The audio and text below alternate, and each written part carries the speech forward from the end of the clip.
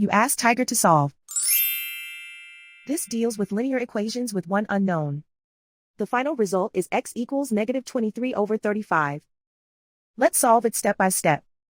Simplify the expression. Expand the parentheses. Simplify the arithmetic. Multiply the coefficients. Group all constants on the right side of the equation. Subtract 60 from both sides. Group like terms. Simplify the arithmetic.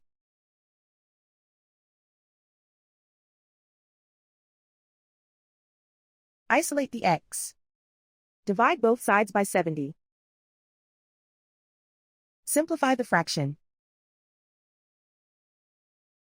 Find the greatest common factor of the numerator and denominator. Factor out and cancel the greatest common factor. And so the final result is x equals -23/35.